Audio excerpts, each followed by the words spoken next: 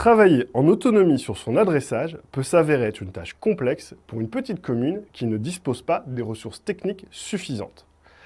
Se rapprocher d'un réseau d'ingénierie publique territoriale pour bénéficier d'un accompagnement peut s'avérer être une solution techniquement très intéressante et surtout permettre d'engager une démarche à moindre coût.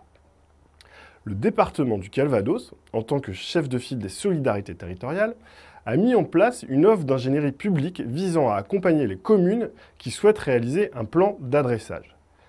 L'offre d'ingénierie se compose d'un accompagnement méthodologique et d'un support technique. Ceux-ci peuvent intervenir à différentes étapes de votre démarche d'adressage.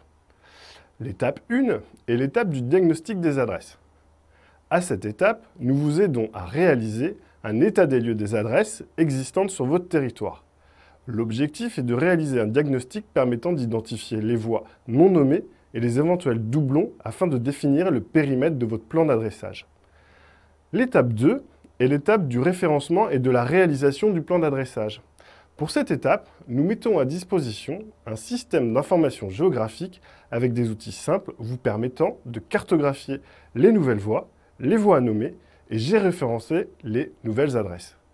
Nous vous aidons à constituer votre plan d'adressage et tout particulièrement la phase de renommage à l'aide d'un guide pratique que nous avons produit.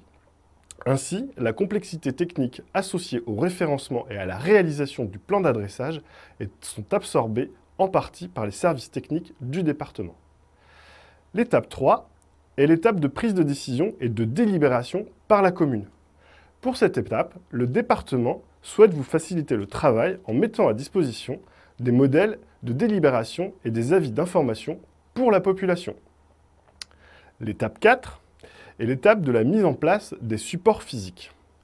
Le département échange actuellement avec l'État pour tenter de débloquer une participation financière pour l'achat des supports physiques que sont les plaques de rue et les numéros d'habitation. L'étape 5 est l'étape de la publication dans la base adresse nationale et du suivi technique.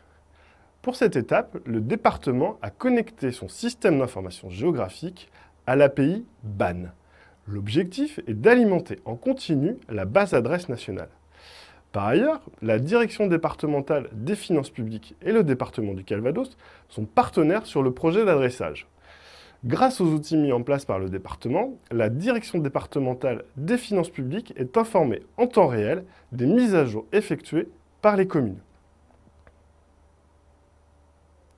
Les premiers retours d'expérience sur la méthode d'accompagnement du département du Calvados nous invitent à quelques conseils si vous choisissez de travailler sur votre adressage à l'aide d'une offre d'ingénierie publique.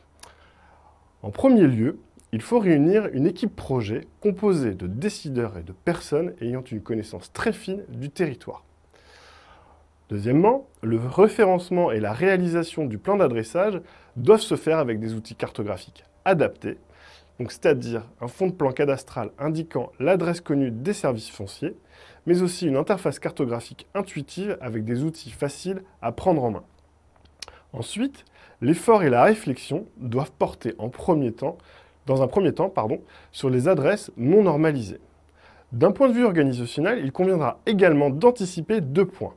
D'une part, la programmation rapide d'un conseil municipal dédié aux délibérations sur l'adressage. D'autre part, en budgétant l'achat des supports physiques et de réfléchir au calendrier de leur pose. Enfin, une bonne communication facilite votre travail sur l'adressage. Il convient donc de communiquer avec la population à travers le bulletin municipal afin de la sensibiliser au projet d'adressage, de l'informer sur les enjeux et de la rassurer et de la préparer au changement. Enfin, il convient de prévoir un temps de concertation avec les communes limitrophes.